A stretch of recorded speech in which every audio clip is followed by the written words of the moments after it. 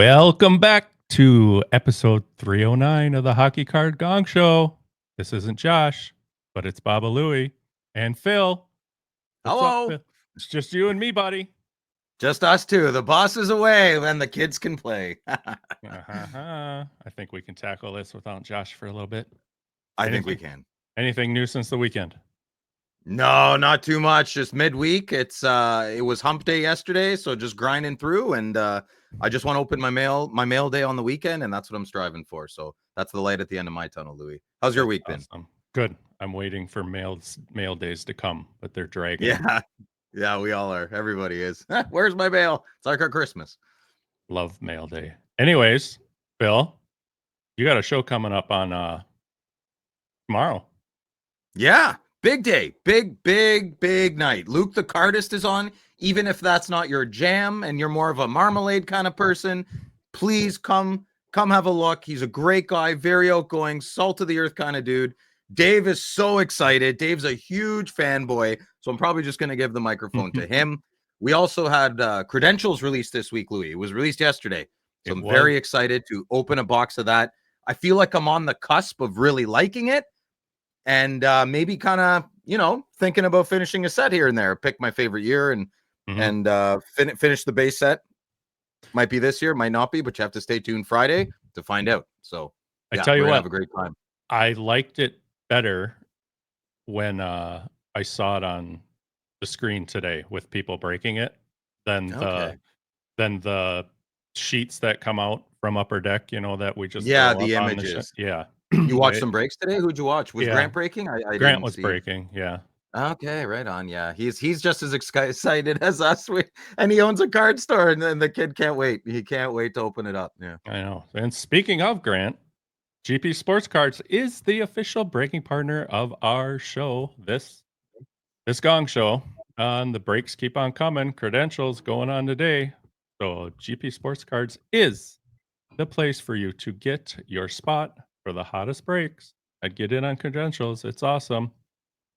Friday nights, gonna fill up quick, I'm sure. And I'm curious to see. I didn't look ahead to see what else he'll have on his breaks that night. But then once you get your spot, you can go to the GP Sports Cards YouTube channel to watch the breaks and have have a little fun there and follow along with all the hits.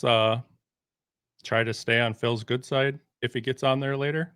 You don't want be careful. I'm the hall monitor. I'll revoke your pass pretty quick. I've done it once already. But you want to get in on there. Credentials is a big one. Even if you don't like it and you're curious to see it and you're more of a team collector, I would check out GP Sports website sooner than later. He sells out really fast, and it's a heck of a lot of fun on Friday nights. So check it out for sure. Absolutely. And then you can also find GP on Whatnot. So go ahead and bookmark their store so you can be up to date when they're breaking there too. That's also a fun watch. Yeah, it's pretty chaotic. Go watch the school bus fire. Whatnot is really funny. It's good. You want to watch them for the mistakes, not in pricing or anything, but like it's just a bit more chaotic than a YouTube break. Yeah, not Grant specifically, just Whatnot in general. The platform's a little nutty. It's fun. A little more let loose. Yeah, cowboy stuff. Yeah. Well, hockeychecklist.com update. I don't have much to say for any updates, anything new that we put in there because Josh didn't give us a flyer to read out. Oh my goodness. No, but I figured I'd just take a quick look. I thought this was pretty neat. The top 5 trending checklists on hockeychecklist.com right now. Sitting at number 1 is 2425 O-Pee-Chee Platinum. And then number 2, 2425 Upper Deck Extended. Now, this was yesterday, so I'm wondering if credentials moved up when I made this slide, but yeah, number 3, maybe nipping at the hills on extended series there, or if not surpassed it. And then the cup still up top there, and followed number 5 with 2425 O-Pee-Chee, which I like to see. Great. Going strong. Great set. Then we have a little Discord update here. If you didn't know, Behind the Bench, episode 9 came out on Tuesday. I'm behind. Did you watch it yet, Louis? I did Well, yes, because I edited it. Okay. Oh, well, there you go. Yeah, I didn't want to, Phil, but I did watch it. Yes. Yeah, I did. I Sorry, didn't Neil. want to. Too Damn easy. it. Too Yeah. easy. No, it was another good one. Neil talked about another hobby resource in this one. It was collectibles.com. It's a Okay. it's a website and an app that has like a community marketplace type features, and it has an inventory tracking tool if you're into that kind of thing. Interesting. I wish we could conglomerate. I don't know what the word, squish together all these little apps on the phone for each other's collections. Mhm. My idea, I mean, here, take my million idea. We all have a unique QR code and we put it on our t-shirts. So then at card shows, no one has to bug me. They could or bug you or whatever, Sure. and they could just scan your code and see what cards you have in your little Pelican case. I thought that'd be cool. Is that your $1 million idea now? I just want 5%. I just want 2%. 2% of my idea. Someone do it. It works. That works. If you didn't know, we're on Patreon. You can support this Gong Show if you like. You can support the show for as little as $5 a month. It gets you in to be one of the first $2.99 support tier in the Discord, and you can get exclusive access to all sorts of fun things we do. You'll man, so many things you can do in here. You get access to Behind the Bench with Neil, participation things we do within the show, 5K challenge, it just ended. Thank heavens. But yeah, we'll do it again. So much counting. So much counting. No, don't make my Louis count past 12. He struggles. Come on. What are you doing? Oh, geez. Yeah, but I'm sure we'll do it again next year. It's really fun. Sooner than later, I think we're still doing it again, and I think Neil's going to head it up again. We'll have a fantasy hockey league going on in there again. That's a big one. That's a big one. There's a prize at the end. So if you don't want to talk to anyone and you are lonely, but you want to take advantage of these things, join up, man. It's $5. You spend more on that on coffee. And if you don't, well, you should live a little. No, yeah. So supporting us helps cover our expenses and continue to produce more and better hockey card content, and help us also fund more initiatives to grow the hockey hobby. You can find us on our website at hockeycardsgongshow.com, or go directly to patreon.com's website and search for Hockey Card Gong Show in there and get signed up. If you are signed up and are not in Discord and want to be, please message us if your link didn't work so we can get you in there as soon as possible. And Phil, speaking of patrons, we have a new patron. Ooh, man, we're on fire. VGK Collector. VGK Collector. Wait a minute. Does that mean Vegas Collector? No. It does. Be happy. Just be happy. Thank you. I take 1.5 seconds from my whoa evil empire. God, oh man, welcome to the club. Oh, welcome to the Lonely Men Club. Yeah. So, with that, here's what we're doing today, Phil, in case you didn't know. Mm-hmm. Let's go. First, we'll jump into get to know your Hall of Famers. Then a fun little goofy thing I put together. I'm going to try to keep it going here. Number one draft picked card market. Okay. By decade. So every year, the number one draft pick, we're going to take a look and see how their card is faring. Okay, good. Did you do that all by yourself, Louis? I did. It's pretty interesting. I'm gonna print that and put it right on the fridge. You should. Then it's hobby news. Then Phil's jumping in with redirecting anger and frustration. Yes. Buckle up. Then it's new product releases. And after that, we will finish with personal pickups. It's a baby show, but Josh is like giving us minimal room to maneuver here. That's okay. We're going to color within the lines. Oh, yeah. Goody. I love it. So, all right, here we go, Phil. Let's know your Hall of Famers. As always, it's our mandate to profile every single hockey player inducted into the Hall of Fame. We started with the first class, which was inducted in 1945, and working our way forward to present day.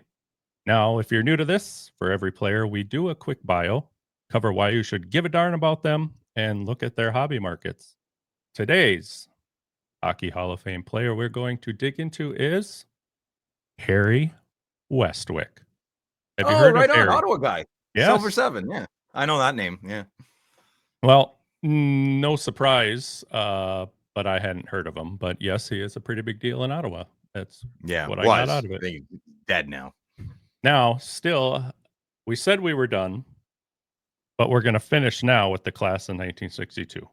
I've seen in some places where it said that Westwick is in 63. Some places he's in 62.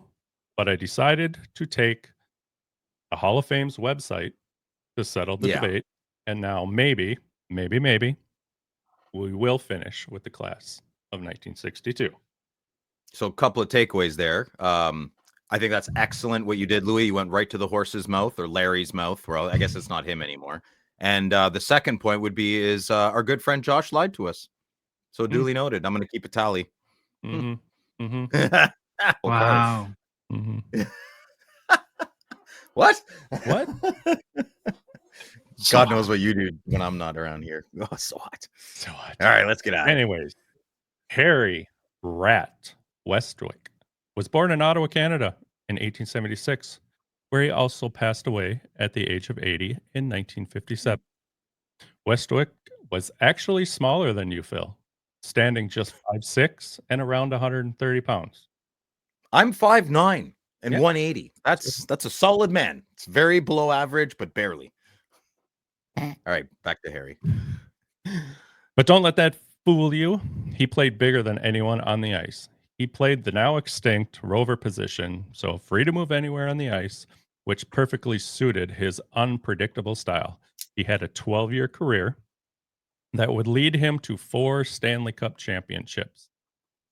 Westwick played for the Ottawa Capitals, the Ottawa Hockey Club, and then went on to the Kenora Thistles.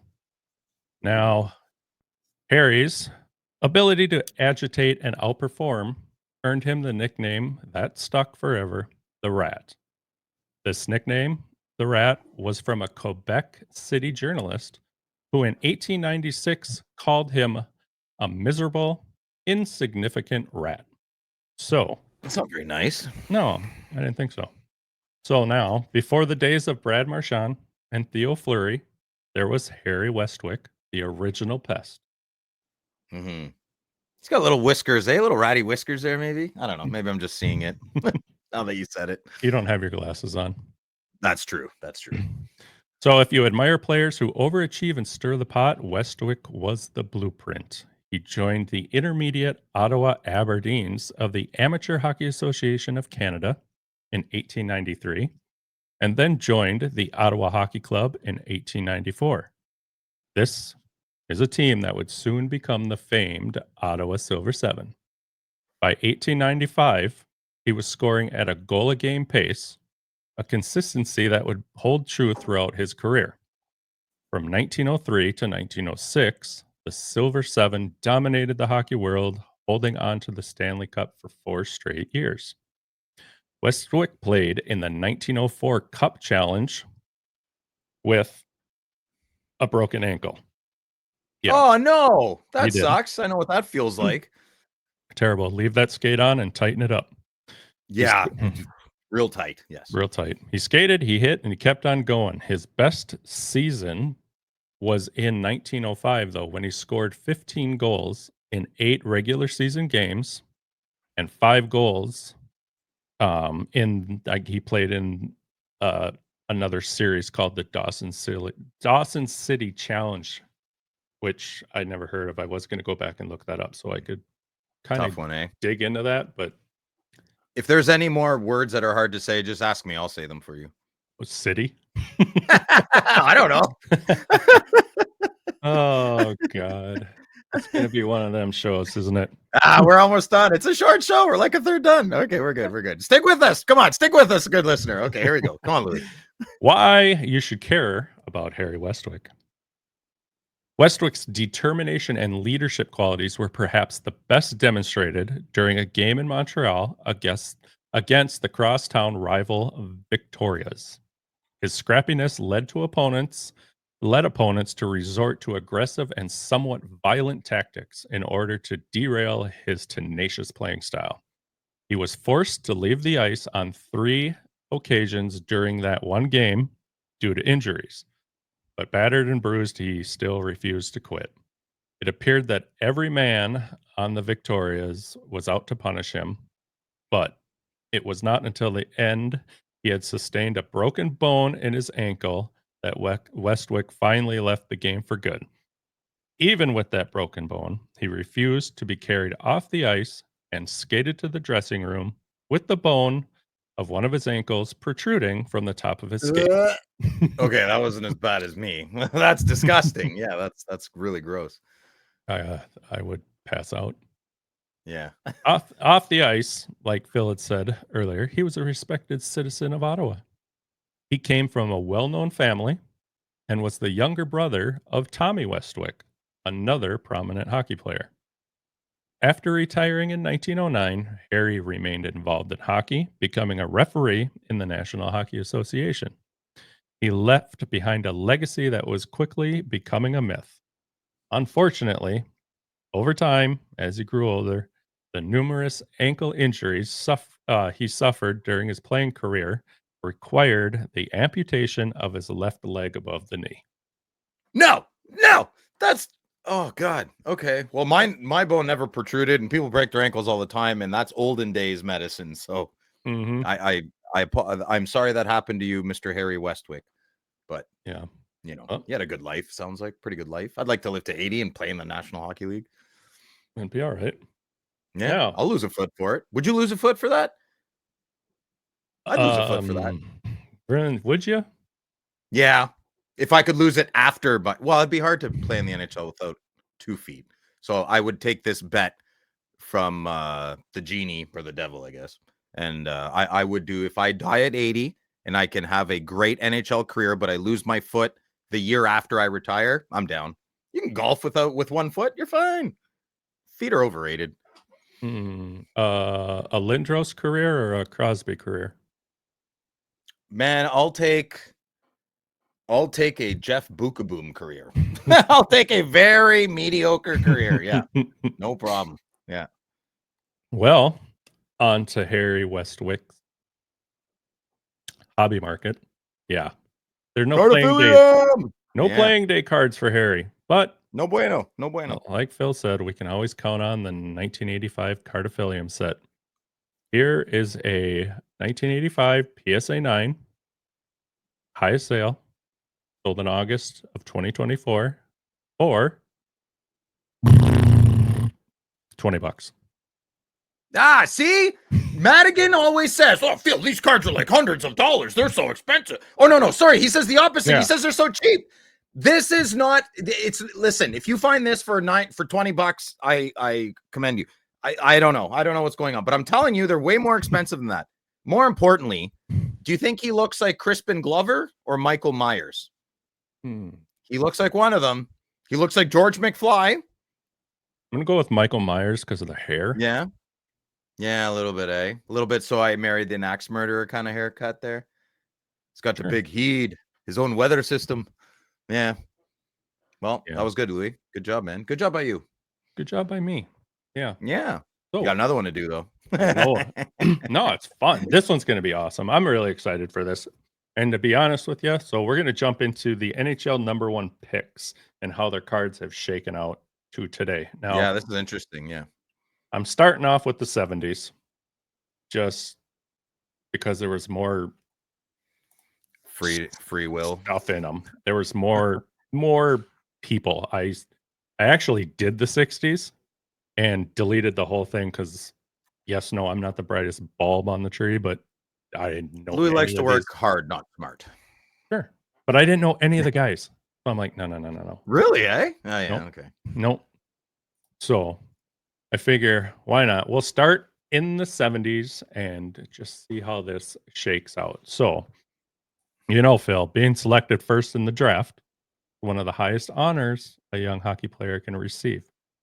But it brings massive expectations, especially in the hockey hobby.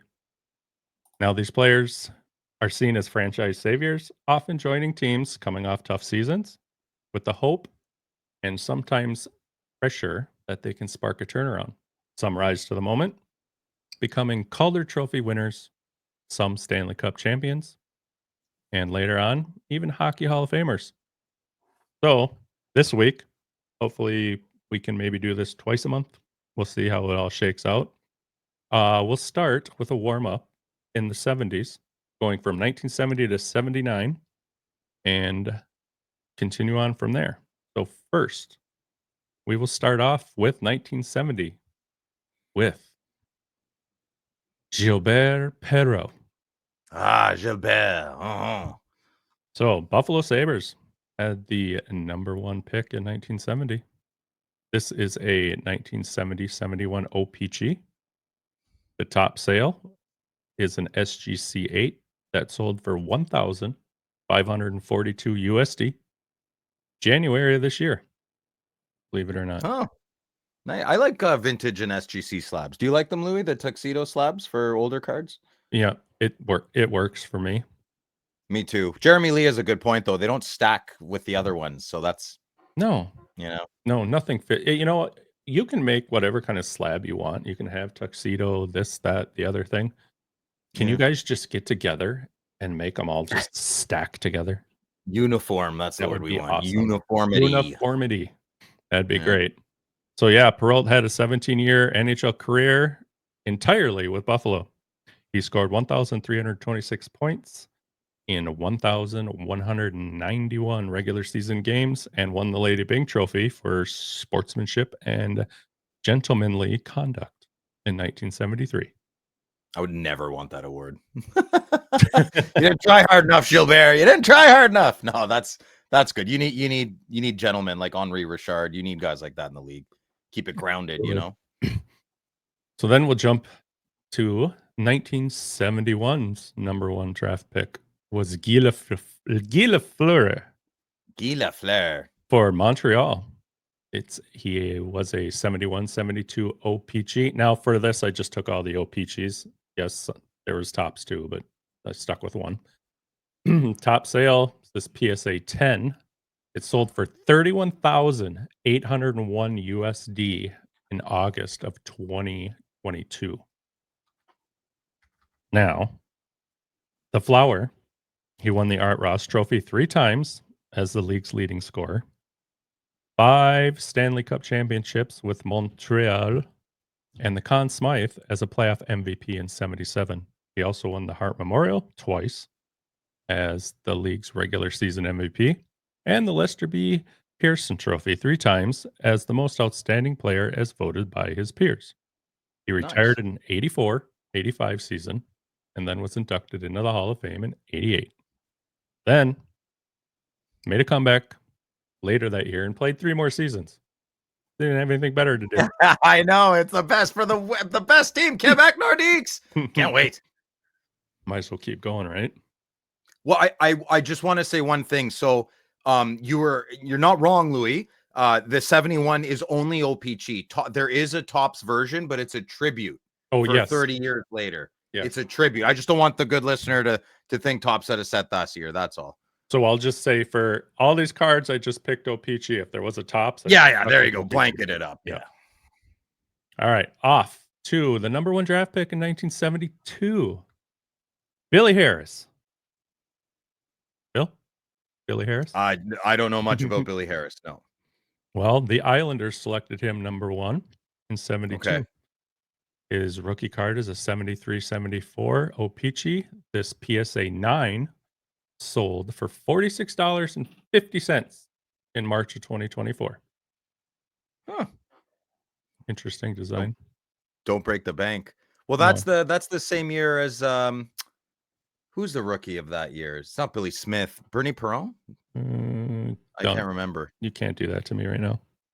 Oh, I'm sorry, buddy. I don't know. You could just let it go. It's okay. It doesn't matter. No, I think it's Bernie Perreault. I can't argue. Maybe Billy Smith. That's who it is. It's Billy Smith. I'm almost positive. Obviously, it's not Bernie Perreault. It can't be, but it's Billy Smith. I'm 100%. He doesn't have the helmet on. It's that classic card. Okay. Well, for the Yeah. Billy Harris, we don't know anything about. Yeah, sorry, He wrong player. played for 12 years in the NHL. He was with the Really, eh? Islanders, Huh. the Kings, and the Blue Team. Made a career. Good for Made a you, career Billy. out of it. Good. So then skipping ahead to 73, number 1 pick for, again, the New York Islanders was Mr. Dennis Potvin. Ottawa boy. Love Dennis Mhm. Potvin. Great. Very underrated player. I think Very so underrated too. player. His 74-75 O-Pee-Chee rookie top sale was a KSA 10 that sold for $1,006 in August of 2024. Now, I will be honest with you. I put the top sale up there. There's a PSA in there, and it was like a lot less. Really, eh? Yeah, but got to be fair. Got to stick with it.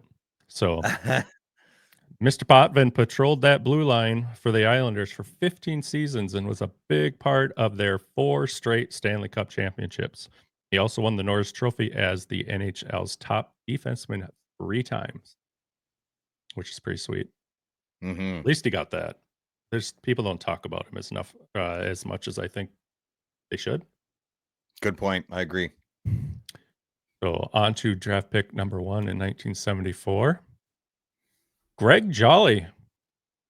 Oh, no. Wow. Haven't heard that name in a long time. It's a big Ontario boy. Now Yeah, he's a bust. Yeah. Big bust. Jolly was the that's funny how you say that, because listen to what I wrote. Jolly was the first ever draft pick by the Capitals, who joined the league in 74. Unfortunately for the Caps, though, Jolly was a bust and was traded away 2 years later. Yeah, he was.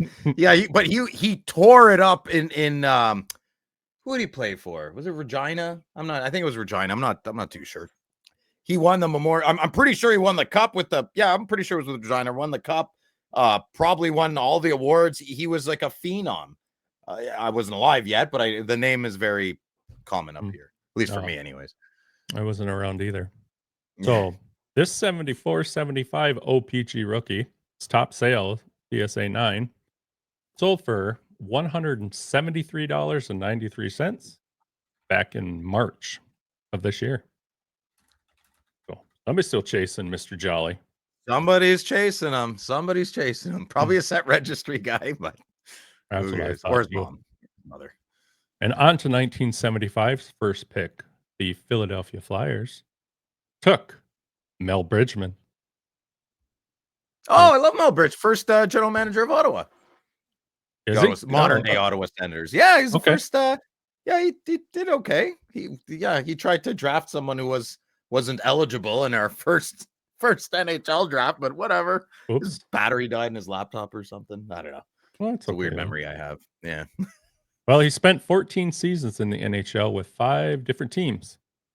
And his 76-77 O-Pee-Chee rookie top sale, PSA 9, sold for $325 USD back in September of 2023.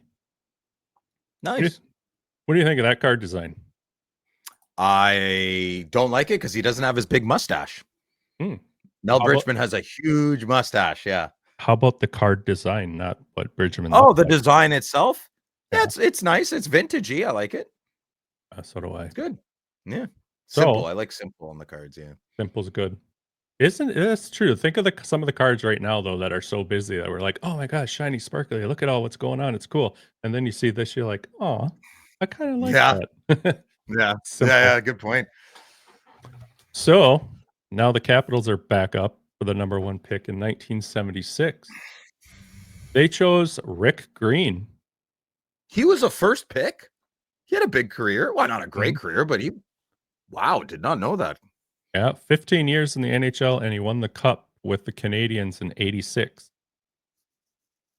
So that's probably why he sticks in my head. Yeah, Craig Ludwig era. oh yeah. Oh man, I haven't heard that name in a long time. Yeah. Holy cow. Peter Svoboda is my favorite. Yeah. Stéphane Richer.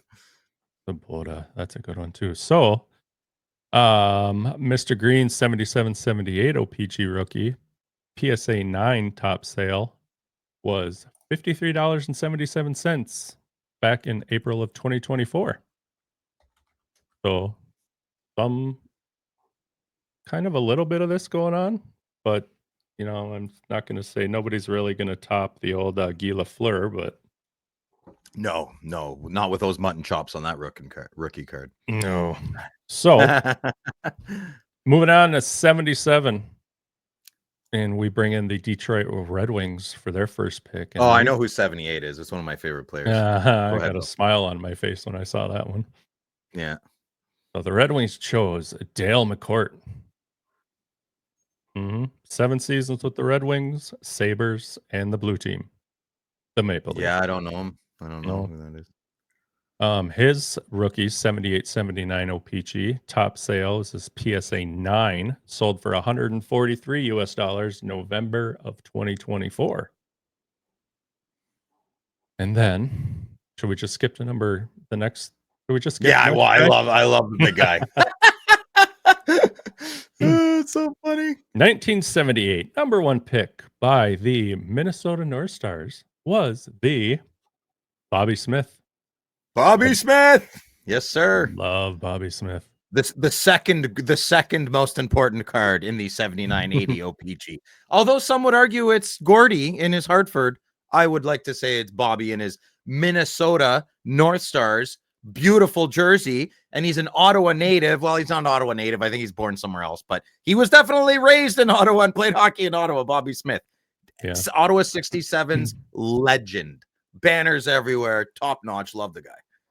Yeah, I would be fair to argue that Gordy might be number 2, but somebody airbrushed the little walker away from him in that picture. I can't do that picture. I love the card. It's cool, but I'm just like, oh my God, you do not look like you should be out there. I can't not any Hartford card with Bobby Hull or Gordy Howe on it. I have to buy. And Ron Francis, not so much, but close. Yeah. So 79-80 O-Pee-Chee, a top sale was a KSA 10 that sold for $252.50 back in January of 2022. Interesting. It's a nice card. I really like that set. Then, to finish up the 70s, we finish with the Colorado Rockies first pick of Rob Ramage. He was a first pick too? Oh my God, I didn't know that. Oh, he had a good career, yeah.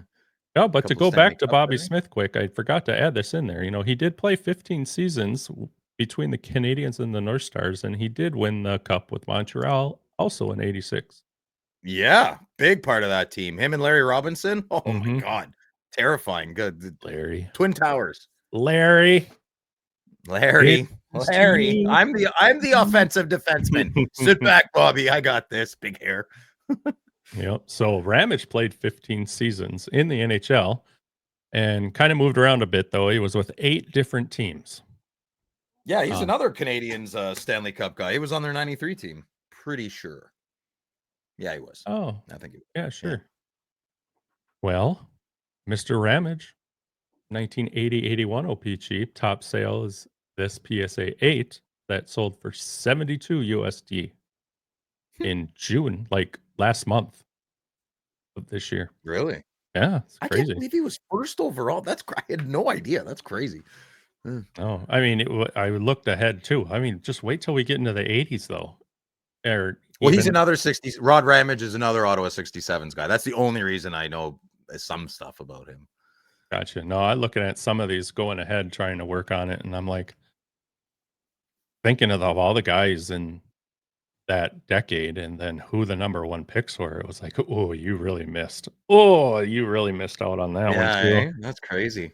So with that, I kind of, to be honest, I just know Guy Lafleur was the first pick in the olden days, and that's all I really know. I do know Devin Potvin, but I always doesn't come top of mind. Guy Lafleur is just, he was so good. He was the first overall pick, hands down, and we all know why he was that good.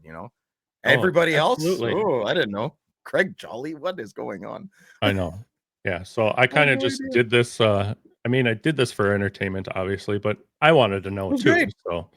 So down the list real quick. 70 was Gilbert Perreault. 71, Guy Lafleur. 72, Billy Harris. 73, Dennis Potvin. 74, Greg Jolly.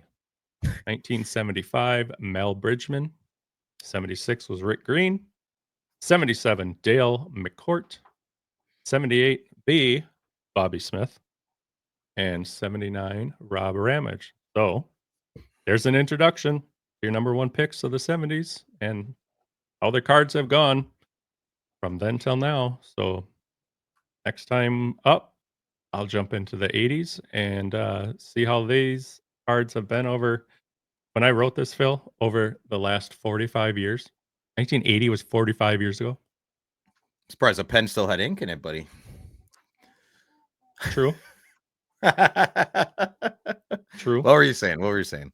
I wasn't saying anything, but I was going to go into Slab Sharks. Ooh. So, Slab Sharks is a Gongshow partner and sponsor, and we are very thankful for their support of our show. Yes. The Extremely. auction ends tonight. Catch us there. We'll be there. Yeah, big Tune cards in. will be there too. Speaking of funny old teams, Hartford Whalers, Winnipeg Jets, the old Winnipeg Jets. I really want that card, Louis, that Bobby Hull Howard Chuck Solani card. I'm not buying it, but you guys, listen, you gotta, if you didn't catch our previous podcast where we picked some cards we liked, I mean, all three of us wanted to pick this card. It's a 2011, I believe, Panini Contenders. It is a Panini Contenders card. It's got 3 Winnipeg Jets on it. All legends, all hard autos. Oh my God, it's such a good card. And that's on the auction there. And there's quite a few others. There's an Ovechkin acetate. I've never seen an Ovechkin PSA 10 acetate. It's at like $3,000 yesterday. I couldn't believe really? it. Yeah. Wow. Yeah. Some good cards. Some good cards. In the middle of the summer, and we still got some cards rolling in. So come hang out with us. No, it's great. I think it's awesome. Have we decided if anybody's hanging out with us tomorrow? You mean tonight? Tonight? Yes. Yeah.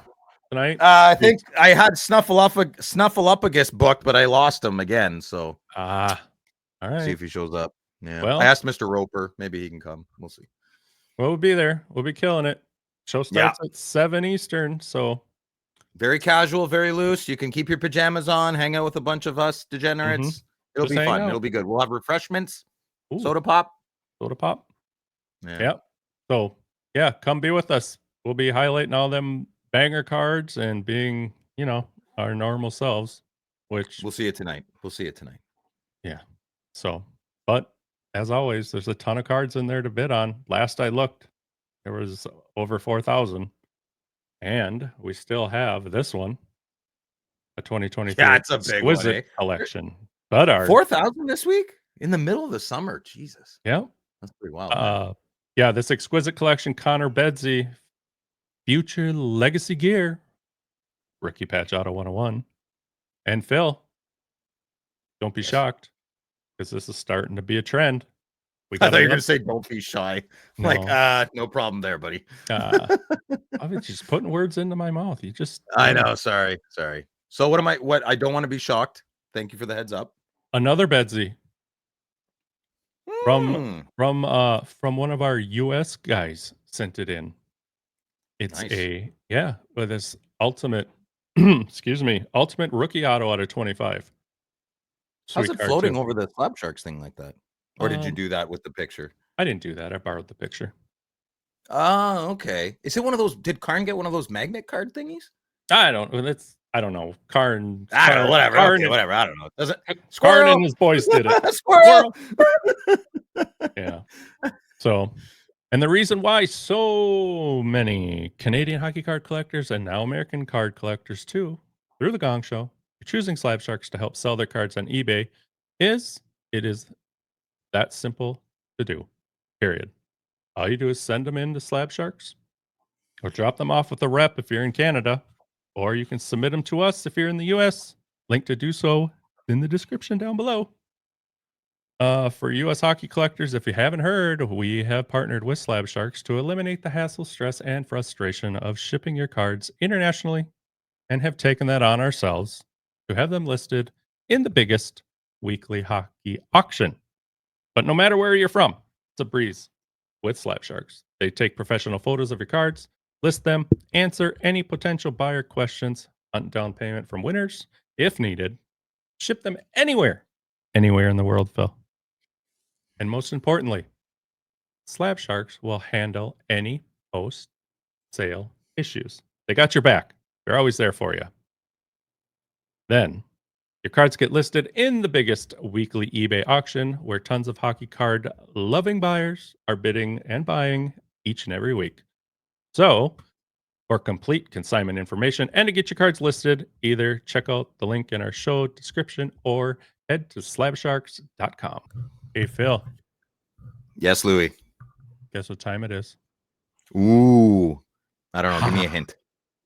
Oh. Hobby news. News of the hobby. Let's go. Ooh, yeah. You want to start us off, Louis? I will. I'll start us All off right. with some what I'm calling the Oilers goaltending kerfuffle. Okay. Yeah. Technical term. Technical. But yeah, so the Oilers want better goaltending this season. So they made a change. They think it's going to help.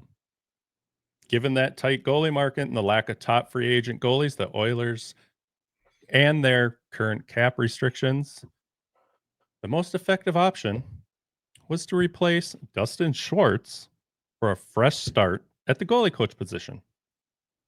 Head coach, Mr. Knobloch, was speaking during a press conference to discuss the changes to his staff, including the hiring of Peter Aubrey to replace Mr. Schwartz, who did not have his contract renewed after 11 seasons as goaltending coach with the Oilers. Do you think he's the problem? I don't know. I'll let you do your thing. I got a lot to say, so I don't think I should interrupt too much. Troy. Rhetorical question, I'm sure. Right. Louis. So the question now remains how the incoming goalie coach will approach this goaltending controversy. If you haven't heard, cap restrictions prevented the Oilers from signing either Jake Allen and or Josh Gibson, both who have since been signed. Another option fans were hoping the Oilers would target Mr. Archus Silvos. I can never say his name. Syllabus.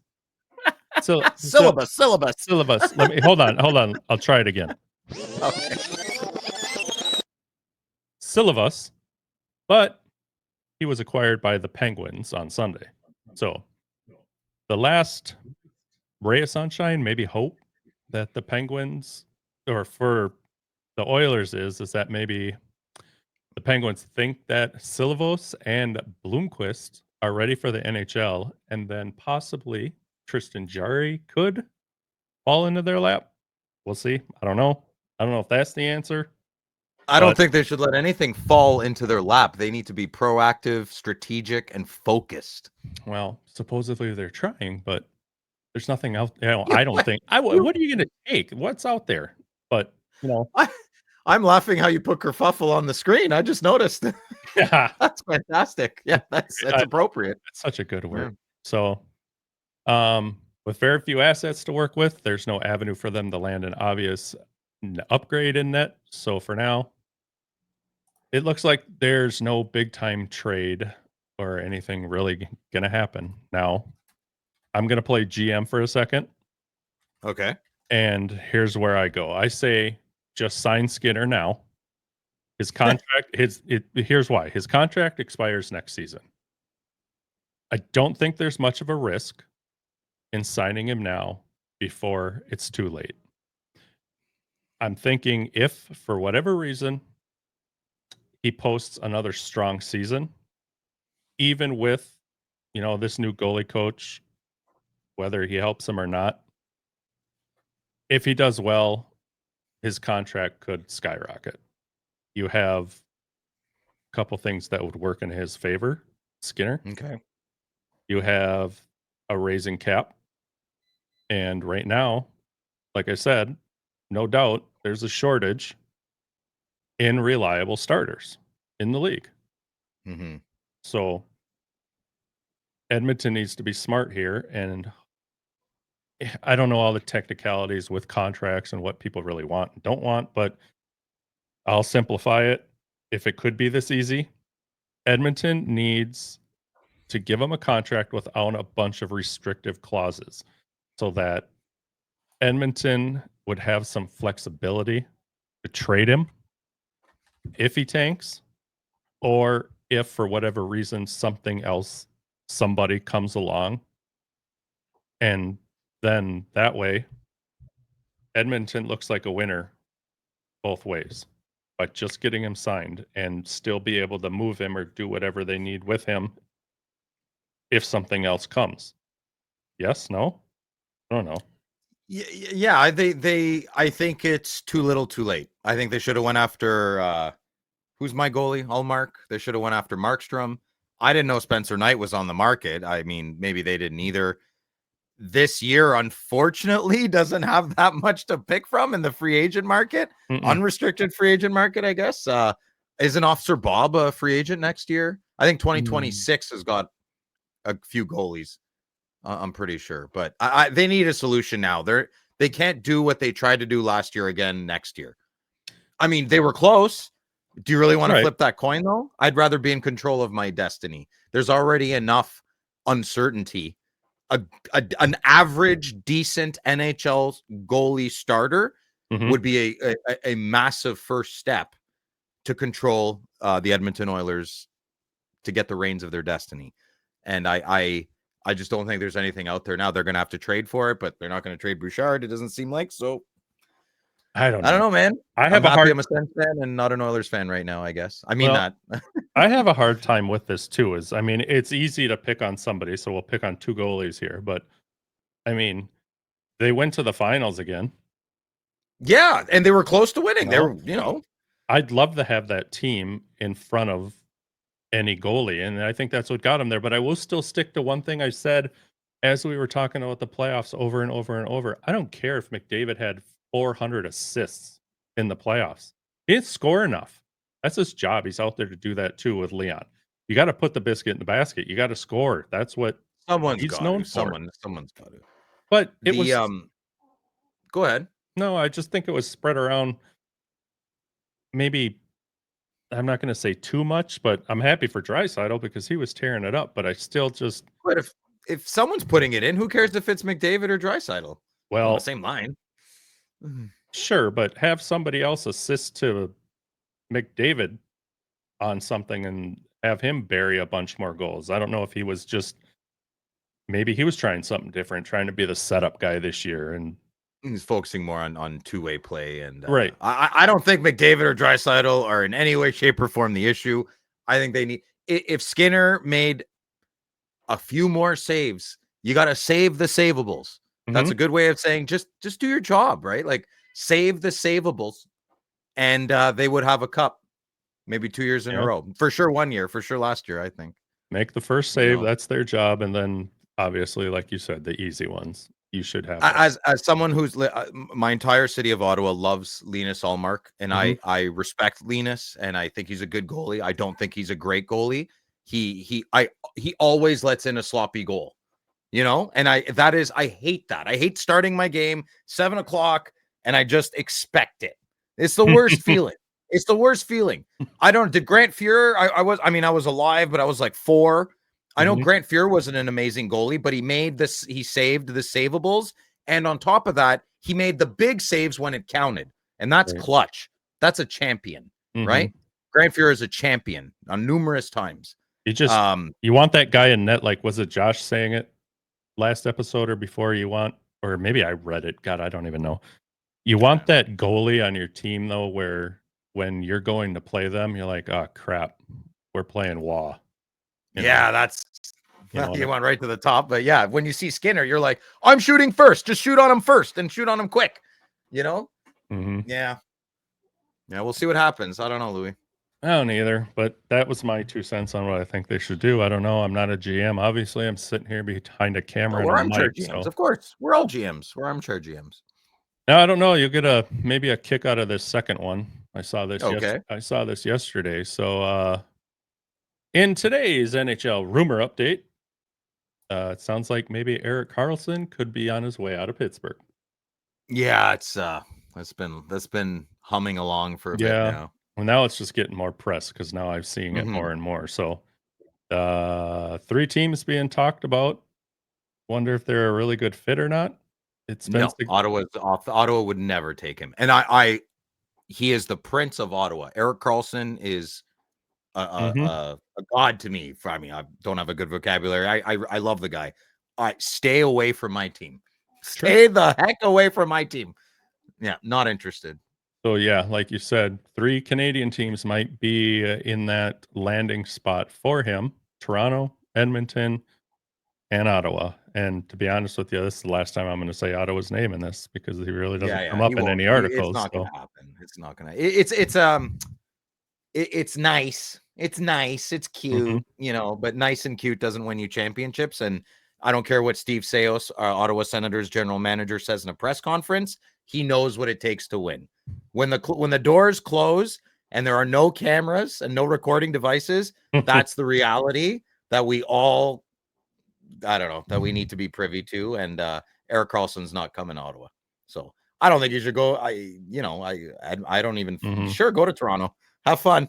Have fun. Yeah, so Toronto or Dead to me if Edmonton, you do, but and what I've been reading is, this Edmonton's name is a bit of a surprise. The last time, Edmonton was mentioned in connection with Karlsson was back in the 2023 trade deadline, and since then, oh, now they've picked up, Evan Bouchard and signed him to a big $10.5 million contract over 2 years, which, uh, now you're out of money now, right? Or it's getting tricky. well, So like who would they even pair Karlsson with? Like Wallman? What? Nurse? I I don't have no know. idea. I don't know, and I Yeah, don't know that I don't know enough the about thing ab Edmonton the way they. the thing about Carlson for me on Edmonton, where I don't think it would work, is they really don't need an offensive spark, and he's not super good at D, if you will, anymore. No, He's not that kind of same never guy. was. Now, the only way it could happen is if Pittsburgh would retain part of his salary. Yeah, it's a big one. Doubtful, but, Yeah. for the Leafs, if they were to move on, probably the only person they could move on from would be Riley. Carlson, could offer like short-term offense, you know, give them a little boost, which offense they need a little help with, especially with Marner gone, and that power play could use some help. I don't know. That's the only thing I could see him doing in Toronto.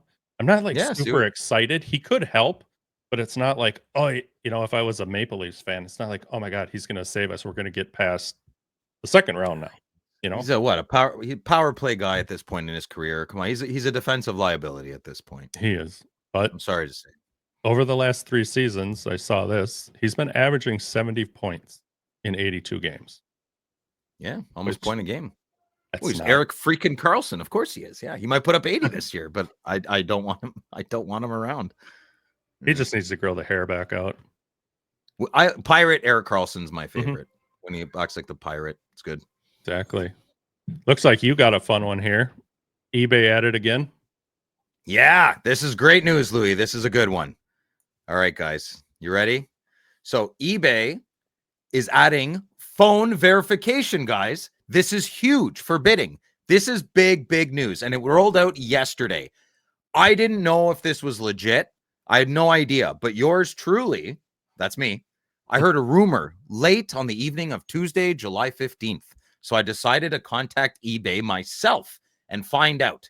So on the screen here, I'll read it to you, good listener, as well, is my chat with eBay. So I heard the rumor that they needed, if you bid on an item, the eBay sends you a text and you have to validate your existence, I guess. So I know I know everybody can make emails and we can all keep doing it, going through the motions, but a scammer's not going to want to spend 30-40 minutes every time doing it. Is it foolproof? No.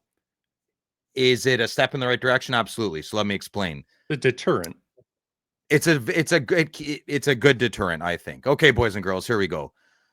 So as of July 16th, eBay has introduced a new program that I quote the human who I was talking to. Here we go, verbatim.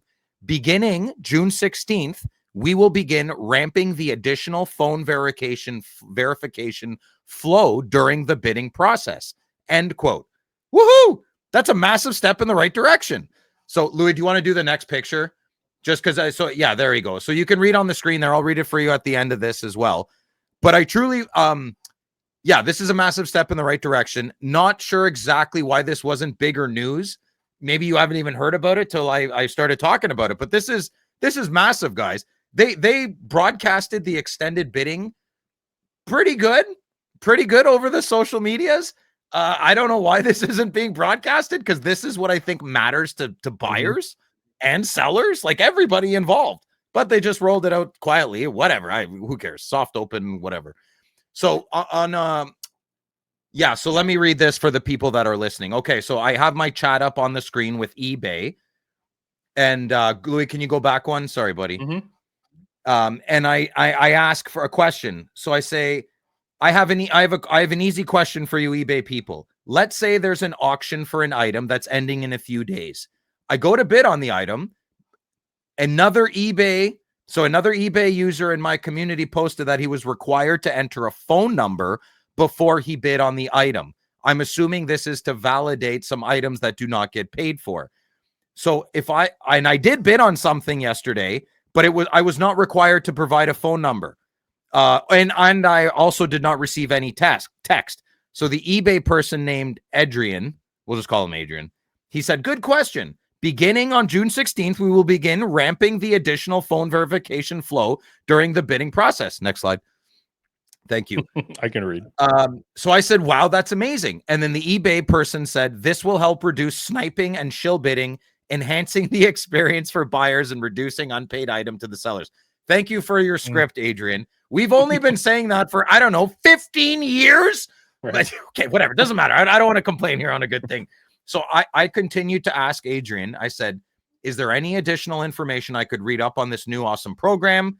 Are there price limits? Does the bid history matter? Questions like that. Does it apply to all items, a certain price point? And Adrian replied, no other information, just the verification. And he said, this is applicable on all items, not just the hobby community. Next slide, please, Louis. Okay, so I said, will there be a text to the bidder's phone confirming that identity? And Adrian said, that is absolutely correct, Phil. You will be receiving a code on your saved phone number for verification whenever you try to bid. And I asked her for one last question for an example. So if an item is $5 or $5,000, the same principles apply. And Adrian said the price doesn't matter at all. The price doesn't matter at all for the items being bid for. It's all applicable. And that's pretty much it. So I think this is great news. I brought my little buddy, my little trash panda buddy here. We went for a skate today and we celebrated the great news there on the screen. And I think this is such a great step in the right direction. I do want to say on a side note, I want to offer my opinion. I truly believe in my heart and a little bit in my brain that most cards, if not all, are quite heavily inflated. Even the staple cards, I really truly believe, even the FWAPs, the Future Watch autos, something in my gut says everything's just got that. If it's not 10%, it's 20 or 30. I'm not saying it's double or anything, but I think a move like this from a platform that we mostly buy our cards on will rectify that a little bit. It'll take a few years, but that's also a little side nugget that I'm excited to see. We all want, when it comes to numismatic value and fiat money, we want accurate appraisals, I guess you would say, of our assets, right? Yep. And I think this will help facilitate that in the coming years. And great job by eBay for doing that yesterday. Oh my gosh. I'm really excited to report on it. And listen, if you bid on a card next week and it didn't validate your phone number and all, it takes a while. Everything takes forever these days. So it's rolled out. It rolled out yesterday, but it's going to take a little bit. And there we go. I think it's cool. I think it's a great idea. It's a step. It's a great step. Something had to be done, Louis. It was crazy. It's just crazy. You can make an eBay account in like 45 seconds. Now, like, what did you say? It's a good deterrent. It's going to take you 20, 30 minutes every time. Maybe you'll just stop hustling and shilling your own cards then, right? Well, stop being a jerk. You would think so. Yeah. We'll see. Listen, the people. Well, hey, we're all 5-year-old kids that pretend to brush our teeth and work harder to trick our parents that we're doing it. When if you just brushed your teeth, it would be easy. So there'll always be people that'll work hard to get low-hanging fruit.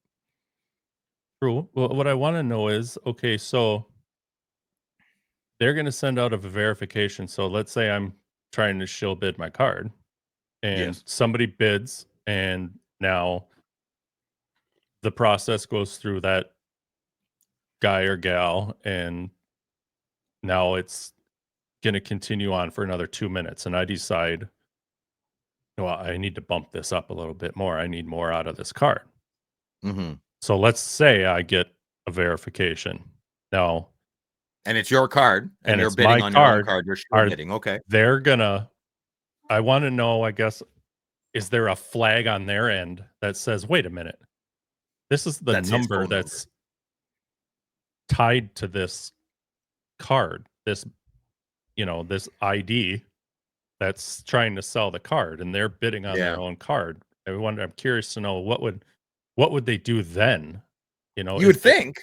You would think, but then they might just say, well, if he's bidding on his own card and he doesn't pay. I think the accountability comes. They might not care. The simplest way would be to not care who's bidding. But if everyone's verifying with replying to the text, if you don't pay for that card, we don't care who you are. But if you don't pay for that card, you're done. Your account's suspended. Now, as a collector of cards and in the hobby community and in this environment, yeah, I'd rather people that are, listen, man, you want to shill your own cards and you end up winning. Well, you're an idiot. You know what I mean? But now what was the objective? To inflate the card price. So that's a tactic you could use too. I mean, you people could have a heyday with that, right? Just inflate the value of your cards. Then on the fourth one, don't bid on it. And then everyone thinks the previous sales. So I hope you're right, Louis. I don't know if they would do that right away. I would hope they would. Because that's kind of like just an extra layer of what's going on, right? Not that our hobby is extremely layered, but there's some layers to this game. But and that would be one of them. So whatever, nothing is perfect out of the gate. I'm happy that companies are trying different things. Upper Deck with the slabbed cards in the cup. eBay is trying something with shill bidding. You got to start somewhere. Let it play out before you blow your top, kind of thing. See how it works out. I don't care if I bid on something and I had to get a verification. Great. Doesn't bother me any. That's annoying, but I think it's important. I can't stand. You know what ticks me off the most? I have 3 passwords I use in my life. Now, all these platforms, when I don't remember what it was the other day. It's like, oh, it's your random 6 months, change your password. So I'm rotating through them. They said, you can't use this password. You've used it before. I'm like, okay, I'll use my second one. I've rotated through all 3. Now I have to make a 4th one. I'm going to kill you. I'm going to kill you. I can't stand that. Why don't you let me choose what I want and let me be accountable for what happens? Oh, man, it drives me nuts. We had a data breach. Sounds like a you problem. I get it. They do that with us at work at the state all the time, and we always have to switch passwords. And I finally, way back in the day, was like, I got to make this simple. So I simply just do my password, blah, blah, blah, blah, blah, blah, blah, blah, blah. Temp 1, 2, 3, 4. 02, 03, 04, 05, 06, and I've gone. I'm careful. Someone might go impersonate you at the city and have a big dent on their forearm from leaning all day. Have at it. Whatever. All right, buddy. Well, what do you think? I think it's overall. What do you think? Net positive, Louis? I think net positive. Net positive. I have no issues with somebody trying something new to prevent itchy from happening. So this is a simple one. What a great simple thing. I think this is fantastic. That's great. And if it doesn't work perfectly, tweak it, make it work perfectly or a different way. Keep trying because it's annoying. I don't like losers that don't pay for their cards. So now you're gonna tell me how to calm down. What's going on here? Oh, we're on to Phil's segment. Look at that handsome man. My goodness, takes my breath away. This guy. You're going to be seeing him a lot. Wrong button. Some different versions. Okay, so hot. Josh is away. Louis and Phil will play. And my segment today, it's called Redirecting Anger and Frustration. Nice little light topic. It is pretty light. It's silly. Come on. Okay, so hear me out. We all love hockey cards. We can agree with that. We all love Upper Deck. Well, most of us should agree with that. You should. Come on. It's a love-hate thing sometimes. And we all can love this. We love a big new release of the new thing. Credentials this week. Let's go. Okay. All the fun stuff aside, let's be honest here, okay? We also like blaming Upper Deck for everything, especially the big matzo ball that's just kind of hanging out in front of us. What could that matzo ball be? You guessed it, the price of wax. Now, if you're new to this thing of ours, wax means a box of cards or packs of cards. And, well, I think it means more box of cards to me. And the reason we call it wax is because it used to be wrapped in wax-coated paper. I think that kind of stopped in the late 80s, early 90s. And, well, Upper Deck definitely never did, but that's why we call it wax. Okay. So, it's the price of the wax. So why is Series 1 so much more this year than last year? We hear it every year. And guys, for good reason, I'm right there with you. I lost my marbles when Series 2, 23, 24 came out. I was like, well, I'm not buying them. I mean, come on. It's crazy, right? We can't keep up with those price increases. I'm right there with you. But let's take a breath and let's critically think for a little bit. What if I told you a lot of the price hikes in the last few years isn't actually Upper Deck's doing directly? I know we know that. But I want to be calm. I'm going to try to be calm. And I want to just peel this onion back a little bit, okay? Ooh. So before we all hoot and holler, we can take a breath and think about what's going on. So the Upper Deck isn't completely off the hook. I totally agree, but I'm very comfortable to say this. I mostly put them off the hook, big time. I do. And I'm going to explain why. Let me explain. So come with me on this little journey together. Picture me, your boy Phil, in the woods, looking back at you, good listener. And guess what I'm thinking? Yep, you guessed it. I want to make a hockey card. All right, Phil, let's do it. Come with me on this journey. And from scratch, might I add, let's see what it really costs to make one hockey card. Okay. And where does Upper Deck actually fit into this picture? They don't fit into the picture yet. They do eventually, but not in this one. Okay, so here, I got your attention. So there I am in the woods, eyeing a tree like a lumberjack. Bam! So now what? Now what? I found my tree to make my hockey card. Who cuts the tree down? Does Upper Deck come? Does Billy Celia run in the woods and cut the tree down? Probably not, right? Does PSA Grading Company come and chop the tree down? I know Brad Hartland's a big, strong, former professional athlete, but no offense, Brad. I saw you limping a little bit last time. I don't think you're coming to save your boy Phil right now. So let's use a real world example in this scenario. All right. So we're gonna use a company. West Fraser Timber is the company we're gonna use and the company we want for this operation. This is a real company. I looked them up. So it's a big outfit, international outfit, locked and loaded for some of the best forest management you can buy. You can also see me here doing my part for the hobby.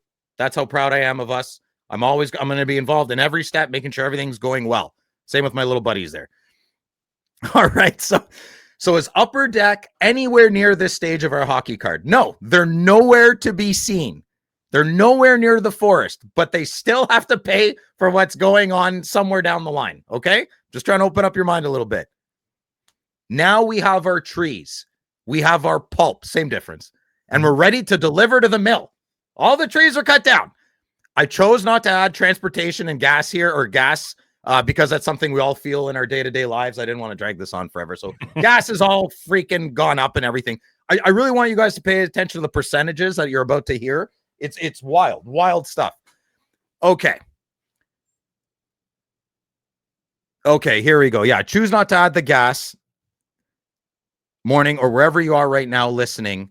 So wherever you are listening, the next destination. Oh, yeah. So I'm sorry, Louis. Slide B. So at the end of every journey, I have a little blackboard here on the screen, and I'll read it for our good listeners. So logging the tree. We call the company West Fraser Timber. What's their role? They supply raw wood pulp to mills. Okay. Now play along with me, obviously, but I just want to show you some cost increases here. In 2018, for a ton of pulp, crushed wood, whatever, $850. In 2021, so we're in COVID. Oh my God, supply chain, blah blah blah. We're in the middle of all the crap. It's $1,200 a ton. That's a 41% increase in 3 years. Okay, 2025. These are current prices, guys. 2025, it is $1,750 for a ton of raw wood. That's a 106% increase from 2018. I know we're all feeling the price of cheese increasing. I know we're all feeling the price of dairy. Well, same crap, same thing. You know what I mean? The price of grocery bags. I get it. 106% in 7 years is insane. Insane. Okay. So, Onward. next destination. You guessed it. It's the mill. We'll use Domtar Factories for our example today. That's a real company as well. So to become cardstock, our big piles of wood that we just drove here, the logs need to get milled and broken down into big sheets of paper, ready for our hockey card printing, the pulp. I know, listen, every picture is not going to be completely accurate, okay? So anyway. Looks good to me. Thanks, buddy. I appreciate it, Louis. Okay, so we need our big sheets of paper, and we need to get them ready for hockey card printing. Where in the world is Carmen Sandiego? Sorry. I got to do that again. Where in the world is Upper Deck right now? I'll tell you where they are, okay? They're not involved, and they're just waiting, but they're here. They're hearing the cha-ching, cha-ching, cha-ching, all the money that's just being pushed down the line. And they do. They're all pushing it down. They all do it to each other. They're the ones who are eventually going to pay the invoice down the line again and again and again. And we just realized that invoice doubled, okay? Okay, so now we have milling the paper. I keep skipping over the slides. This is the important stuff. So we're milling over the paper. We're with a company called Domtar Corporation. And what's their role? Their role is to turn the pulp, the wood, into coated cardstock, bare materials. So let's see what it cost in 2018. In 2018, a ton of paper that Domtar would create would be $900. So just base cardstock. Okay. In 2021, it was $1,300 a ton, 44% increase in 3 years. This year, the price for raw paper to even just begin the process of making a card is $2,000 and change. That is 122% increase from 2018. 2018 is not that long ago, guys. Kilmacar is going to be a young gun any day now, kind of. It's not that long ago. This is unsustainable growth, right?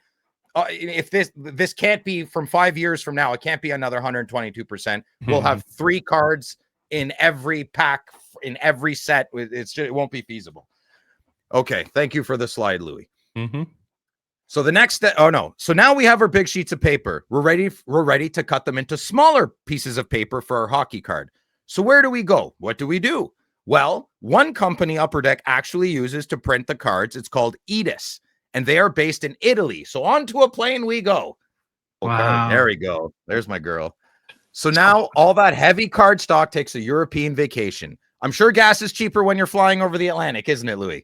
Oh, yeah. Shipping container costs, no big deal. They probably tripled. Upper Deck still has not touched a card. They have not touched a card yet. They are definitely going to feel the power of the invoice sooner than later, though, for sure. All right, so let's let's see what's going on here. So shipping to Italy, is that cheap? I don't know. Let's find out. So the company Edis, they're in, or EDIS, maybe it's an acronym. They're located in Modena, Italy. And their role is they're one of Upper Deck's printers. They do a great job, I think, by the way. So what did they charge? I don't think we used them in 2018, but I still got pricing. So what did they charge in 2018? In 2018, $1,500 to ship. I believe that's a ton. So $1,500 for the ton. In 2021, it was $5,000 is how much it's shipping per ton. I don't know what unit. We're just saying, but it's per unit. And this year, guys, it's $7,000 and change. From 2018, it was $1,500 to ship a ton from North America to Italy. It's $7,000 plus now. That's 367%. Oof.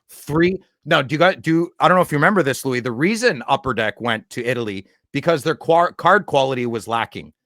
As a big Shane Pinto collector, I have at least 200 Shane Pinto cards that are all pretty damaged. Like, you probably shouldn't buy a Shane Pinto card for me when he scores 40 goals next year.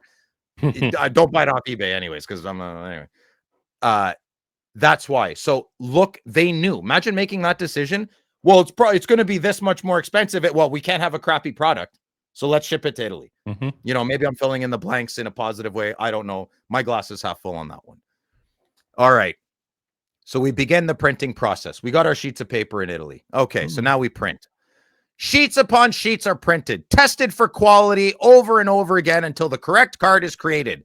What about the ink, though? What about the foil?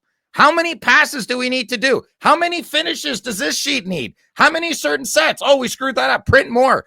This is where Upper Deck gets a little bit more of their hands on. I don't know if it's over the telephone. I don't know if they fly Billy over there. I'm not sure, but they definitely get their fingers in the pot on this one. As you can see, my friend Mr. Masher there asked for my advice, and I brought my trusty magnifying glass. We both flew to Italy, and we checked out the cards. This was a pretty good batch, actually, from us. So, yeah. So they manage the process to give direction for the basic collation and generally try to make sure the designs and layouts can be met and are on the right track. Here comes the financial tornado, though. What about all these ink prices? What about a basic precursor to print anything? What about the foil? That's all gone up. They're paying more, a lot more, for the same card, right? A Young Guns card, a base card. So let's see. Let's check our Blackboard information. So for printing and foil, let's see the cost increases. So in 2018, let's just use regular cyan ink. It was $18 a kilogram. In 2021, it was $30 a kilogram. And in 2025, it rose 122% to a lot more. I forgot to rate the number, but it rose 122%. That's a lot more money. So that's not good. Foil per card, a fraction of a penny in 20.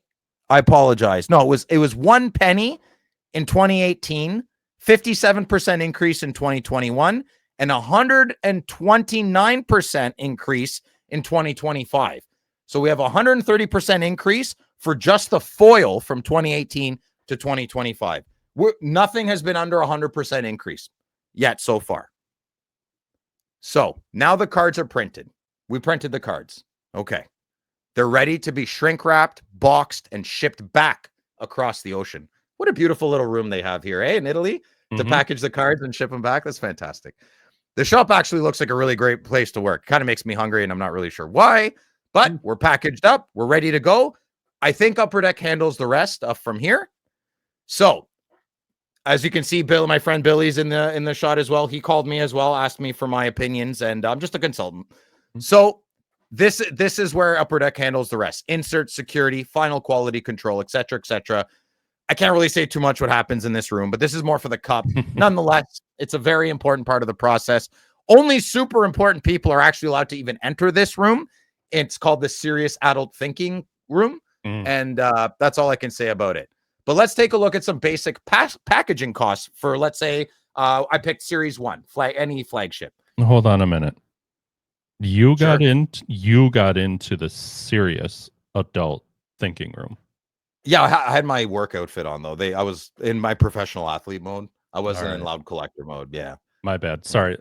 Back to the. It's okay, Louis. I understand how that could be confusing. Okay, so let's see how much the packaging shipping has increased. So packaging a card in 2018 was a lot cheaper than 2018. How much cheaper? 47%. Okay, so here we didn't get plastic wrap, energy, labor. We're down now. We're more into the regular increases. So this is 30 to 60%. This would be, to me, what society norms, right? Obviously, we have a double price on certain things, but in general, I think our inflation's hit like that 20 to 50%, 30 to 60%. So this is, let's say, this state average, okay? So we got that. So now we have them. Now we have a hockey rink full of printed cards and packaged cards ready for the children. That's you and me, Louis, and all our good listeners. So we say, yay, it's release day, man. It's release day. We get all our cards. And then the adults in the room say, slow down, son. We're not there yet. Boo-hoo. So Upper Deck doesn't exactly sell to shops. They don't sell to us. Upper Deck doesn't sell to us. They sell out in one day. One day. And who do they sell to? They sell to 2 Canadian gatekeepers called Grosvenor. I don't mean gatekeepers in a bad way. I mean, if it has a negative feeling to it. I don't mean it to. It's just there's only two of them, and that's gatekeeping. So they're called Grosvenor and Universal. I'm sticking to Canada. I'm not good on the USA stuff. So what do we know? We know that Grosvenor and Universal clean out Upper Deck's closet on day one. They buy everything. Everything. That's what we know. That's all we know. What do we not know? We have no idea about the price structures. We have no idea about the margins. Zero transparency. I mean, we don't need, that's not our business though, right? I know they have a booth in the expo. I've tried to chat them up. Not much there, right? If I was, let's say, Mr. Grosvenor, I was his son and I'm me and I'm 44, I wouldn't talk to me. Well, I'm making money. What? Get out of here. Stop yucking my yum. Get out of here. I don't blame anybody, but I'm not on that side of the fence. I'm on this side of the fence. So I don't know what they pay. I don't know what they charge retailers. That's a mystery. I don't understand the final price hike is like, what's up like with Bedard Series 2. I mean, let's just take that aside. I'm not really sure what Upper Deck has in a final say with the price. I have no idea. That's their official stance anyways. We'll never know unless we get spy gear and golf course passes to where these conversations are had. But I choose not to get upset over any of this. I can't. When Series 2 came out with Bedard and it was $400 bucks a box, that's like the first year in like 15 years I've never bought a case of flagship ever. I just dealt with it, and did it suck? Yeah, it hurt, man. It stung. I still want to buy a case, but I don't know. It hurt. So let's break this all down. Okay, let's break it all down with a nice little graphic. Okay, so what are the industry costs versus box prices? Okay, industry price increases have increased from 2018 to 2025. The base paper, 106%. Pulp and paper index, 122%. Ink and materials, 100%. Other overall materials back to normal. So let's break it down a little bit more, just in terms that we understand. In 2018, a box of flagship Series 1 cost $100, $110. I don't even care about the other things. Fast forward to today. How much is a box of Series 2 of extended 2025? What is it? 130, 140? Sure. That's 30 to 35% increase. After all the boring crap I just mentioned, all the boring percentages and the companies I could care less about and all that crap, what have we learned? I learned that the average price of my hockey box has been, I just heard my tone. I'm not trying to be condescending. I'm really trying to be critically thinking here. It's only gone up 30 to 35%, 30 to 40%. Even if they up at 50%, you see the cost. Okay, we can guarantee this. Upper Deck's not making as much as they used to. Oh, boo-hoo, everyone's still a millionaire. Well, whatever, man. I don't know many millionaires that are okay with making less. They're not making as much. Look at the cost. If our boxes can't be this much. And on top of it, we had Johnny Amendola on. A lot of the shops are eating the cost on the tariffs. There's even more costs. I'm not trying to be a corporate apologist or an Upper Deck apologist, but I throw crap at them more than anybody. But this is one that I can't get behind. Everything's going up in price. Everything. Are they publicly traded? I don't know. No, they're not. They're private, I think. Yeah. So, I mean, thank God they're not. Thank God they're not publicly traded. So, I mean, I just want us to take a little. Oh, I got one more slide, right? Yeah, you do. Yeah. One more slide, Louis. Last one, and I'll pipe down here. So, what's the cost to make a base card? In 2018, it cost 5 cents to make a base card. It costs 11 cents to make a base card today. That's over double. So I think we're doing okay. All the people you see complaining online, I don't think are buying anything. I really don't. The biggest complainers are like 2 years into the hobby, maybe. Yeah. So don't let that negative crap get you down. I'm just like, being negative is like a cult now. And listen, I told my son, you can complain for 5 minutes. I might even give you 10 if it's a bad one. But that's it, buddy. That's it. We're all human. Don't ruminate. Upper Deck has not killed your puppy dog, okay? They're trying to make some money, and we're trying to collect some cards, and we all need to get along a little bit. So I tried to put some things into perspective and just realize how much some industry cost things have gone. Just the price of foil or cyan ink, man, it's insane. In my local pizza place doesn't even advertise anymore. They don't even bother. I mean, that maybe that's not for that reason. I don't know, but let's just take it easy a little bit. If you don't like something because it's so expensive, you don't have to buy it. You don't have to buy it. It's okay. I'm being irresponsible. You don't have to be. There's You know? something else. There's something else for you.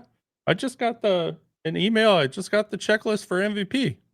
There you go. You can go after Yeah. MVP. Well, let's not say outrageous things or Okay. anything, but Sorry. yeah. So look, I don't like MVP at all. I wish they would 86 the set. See, I got a lot of shade I could throw at Upper Deck, but the cost of boxes. You want to throw shade at somebody, throw it at the distributors or throw it at the deal. Like Right. I got a lot of opinions about that, but I don't even care about that. It makes no sense. I mean, let's be honest. It's. Anyways, I should stop there. I don't like whatever deal is there. I wish that would get revamped somehow, some way. But if it now on the flip side of that coin, if I was an executive Upper Deck, why would I change it? It's working. We sell it in one day. Stop. Keep talking there, Phil. Keep talking. Yeah, sounds good. I got the check. Yeah, I know. It's exactly. Well, I'm not digging a hole. No, but it's just if you want to get mad, don't get mad at Upper Deck. Get mad at the distributor. That literally, like, you can't even get mad at your shop. Your shop is told what they. I know what Johnny said, but the shops are everyone's under a tight leash. So, well, you did a very good job on that. I thought that was very good, buddy. Yeah, just keep it simple. The percentages are gargantuan. I think Upper Deck's treated us as best as possible within the confinements they got there. And just remember too, if you're in a place where inflation is getting better, prices still aren't going to come down. Prices on everything has gone up, and they're going to stay up. And they're going to stay up. They're not just. They're not. Nothing's coming back down. So I don't know. I agree. It's nothing's going to change with everything I said. Nothing. If I can just get one person who listened to maybe just. Oh yeah, well, that does suck for them too. Like that's a win. That's an absolute win. You know, it's a win. Doesn't change anything for me. I always just I know what things I can and cannot buy, and it's just the way it is, and I'm not upset about it. So I can't believe they raised the price of Lamborghinis. I wanted it in blue. Now, but look, if you saw me open the cup, I was gutted. I mean, I got a damaged card. I spent almost $2,000. I was like, oh my God, this is the worst day of my life. So yeah, I did not have a good Upper Deck day there. But overall, I am like 85% super happy that company exists. It's iconic. It's legendary to me. It's part of my childhood. It's part of our culture. I'm 85, 90% always a fanboy. That 10% is loud, though. That last 10% is loud. Comes from love, though. Like it loud. Loud is good.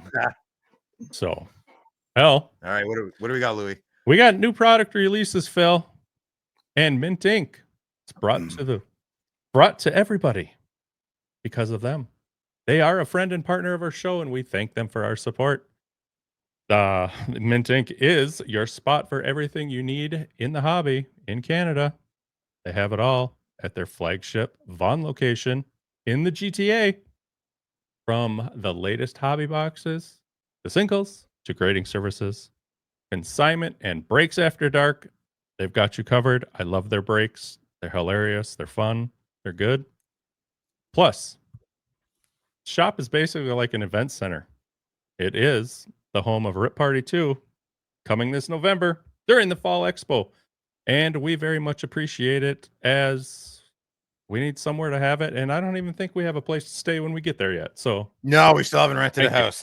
Thank you, my tent and sleeping bag ready. Yep. Priorities, right? Rip Party. Well, I have a couple of friends I could stay at, but you guys aren't invited. You can watch. Oh, that's okay. You can't stay over. No, wow. So, anyways, Mint Ink does do trade nights. They offer kid collector days, and you can still get spots in the 3rd annual Mint Ink Golf Invitational this fall that will help support the Mackenzie Health Foundation, which is awesome. I love people that get together and try to help certain foundations where obviously it's needed. Very important. You can register for events on their website, mintink.ca. And speaking of that website, you don't have to be in Toronto to get your Mint Ink products, Phil. I hope you've learned that by now. They have they've been authorized by Upper Deck to ship the latest hockey releases or any other releases anywhere in Canada. So head to Mint Ink today. Now, I thought we'd have a little fun. I like fun. You heard of this one, Phil? 2025 Yeah. Goodwin Champions. Super. You know this one? How many hockey cards are in this year's set, Phil? 7. No, there's 0. Oh. So why are we talking about it? Because I can. Fine. All right. Do you like animals? I love animals. Mammals. Okay. I like mammals. Okay, well, let's see what this has to offer this year to see what sticks out for you then. We have the base set. Louis, that's a person. That's a human being. That is. Well, I guess he's a mammal. But just Yeah. it'll come. It's Oh, coming. okay. I was like, It's dude, you're coming. not being very good right No, now. just it's a 100-card base set with stars from the past, the present, and the future, but no hockey. There's a bazillion parallels to these Okay. base set cards. You can get glossy black, silver foil, rainbow, red rainbow, orange dots, blue checkers, yellow circles, pink confetti, purple diamond, red pillars, green pillars, golden galaxy. Now, tell me if this next one grinds your gears, Phil, because there's no hockey. They have young guns. Now, these young guns, though, are highlighting prospects in sports that don't have their own sets. But it's not hockey. And You know what? Hmm. Okay, go ahead. No, you go.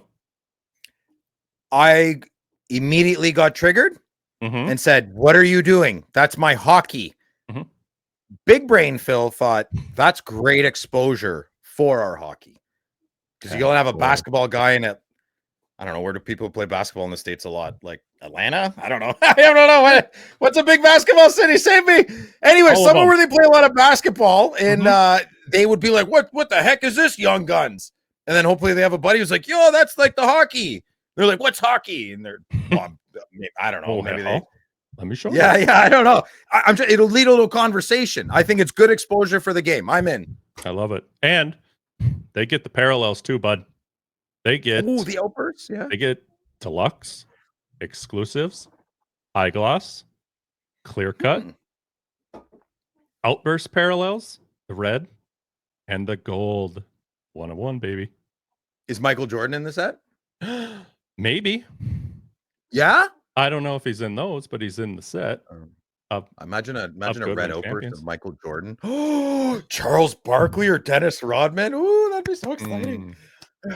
I got one right up your alley, though, here. World mythology, Greek. It's Apollo. That's amazing. Love Apollo. Next. God of hockey cards. Right. Yeah. A lot of people didn't know that. Next is the birth year quad coinage. Tickle your fancy yet? These coins are from the person that's on the card, obviously, their birth year, and there's rookies and vets included in here. That's kind of cool. Yeah, so you got your you got a Morgan in. Is that a Morgan in there? I can't see that well, but I do like that. I'm a big numismatics guy. Numismatics. Yeah, coinage. Yeah, pre-64 had silver in your it doesn't matter. Go ahead. Oh, I was learning. I was fine with that. Okay. It's boring stuff. But hey, hold on to this here now. Animal Kingdom emblems. Who doesn't love a good giraffe? They're great. I don't think they're very smart, giraffes? I don't know. I don't think they're very smart. They look down on everybody. Yeah, especially us. Right. Right. So it's a whole bunch of animals from across the globe. And it's a 5-tiered manufactured relic set with all these fun animals. That's like an elephant. Those guys are cool. Elephants are great. They have secrets. Woo, they remember. So, and if that's not enough, they have a whole bunch more. They have Rock and Roll 101 in the upper right there. Check that out. Ed is an autograph check from Marvin Gaye. They have memorabilia cards to tap into. They have, all sorts of stuff. It includes types of museum collection cards with either sporting relics, Civil War soldier letters. Oh, that's cool. And oversized USS Midway relics. What's that? Is that a ship? The ship, yep. They also have the splash of color back. Yet again. They have 3D lenticular inserts And Josh's they favorites. they double as Upper Deck bounty cards. Then they have your Gaudy inserts. There's your Michael Jordan. It's the only one I know of. I didn't read the Nice. checklist. There's exquisite collection rookie autographs and rookie Cameron Brink. Woo! rookie auto patch cards. There's black diamond cards and rookie gems, and all have parallels. So is this where all the prototypes go to die or succeed? Is that what Goodwin Champions is?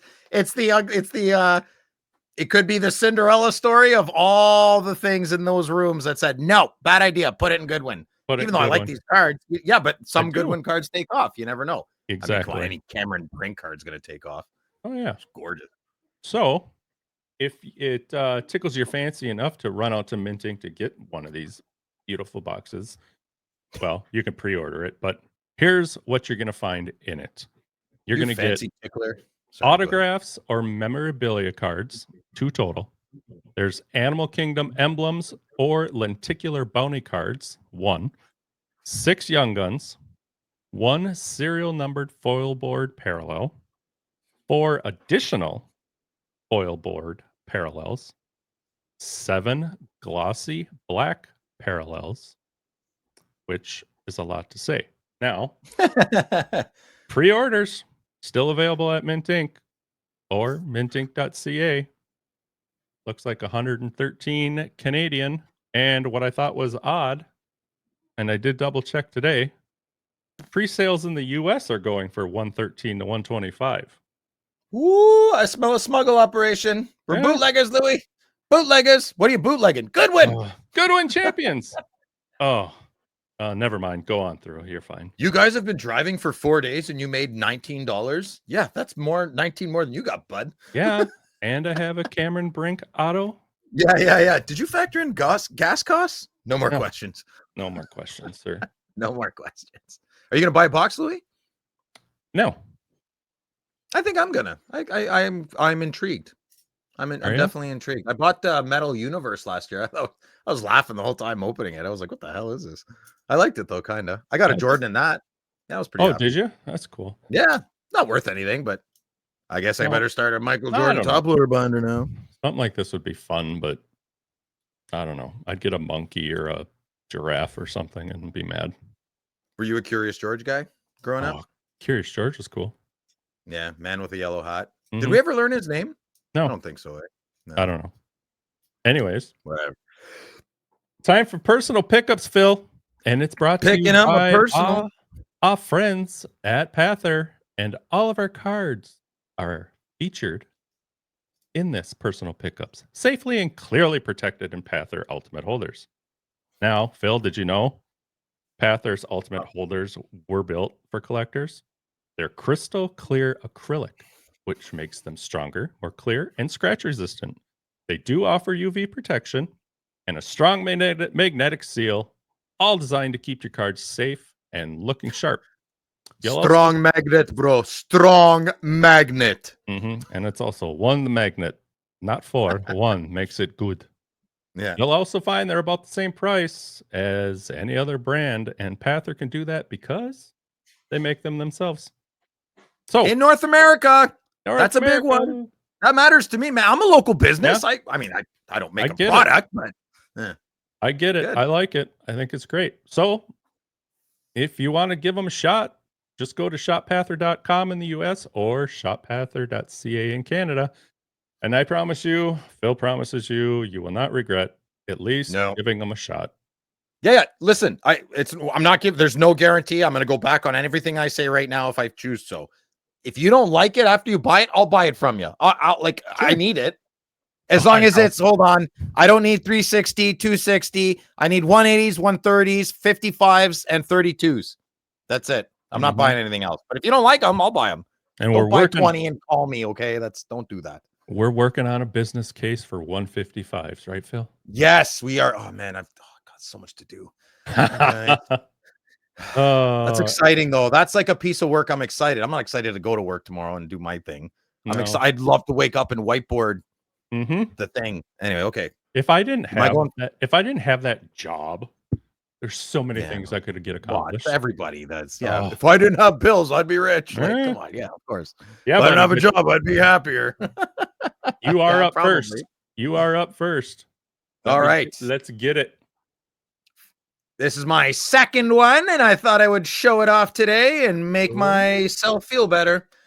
Connor Bedard, star rookie, exclusive. This is an achievement. I believe it was the year after. It was like, I guess technically it was made in his rookie year, but it's not really. No. I mean, I don't know. Is an achievement a real rookie card? Well, we need Josh. I don't know. I don't know. I don't even know. I don't know if this is a real rookie. I really don't care. I just love it. And it's my second one. Yeah. And it looks real good in that holder. I'll tell you what. I'll tell you something, Louie. Yeah, that's the rookie. Yeah. Hey, Thanks, did you buddy. see what Josh gave me though? That's a really cool card too. Well, you have one, don't you? Oh wait, no, that was you. I'm sorry. Yes, I thought Josh gave you his. No. I'm too dumb for you. You can't. Oh, you try to make geez. fun of me. I couldn't. I'm too dumb to pick up on that. Yeah. Good Lord. All right. Then for me here, I'm one away. And guess what? I have news.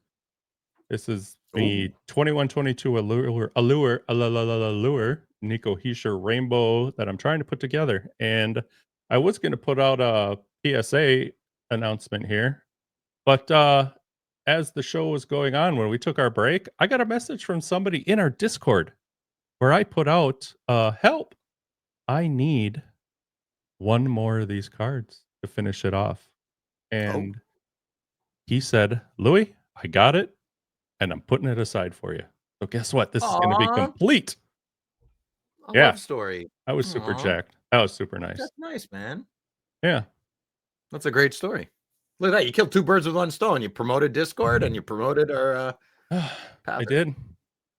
Well, did we survive? Did we trash this? Easy peasy. What does Josh complain about all the time? I got to write. Can it's our shortest episode ever. 142 without an interview? That's not bad. We're great. We're golden. And whatever it's thank you for sticking with us if you've made it this long. We really appreciate it. I appreciate it. Yeah. Trying to Very juggle good. reading.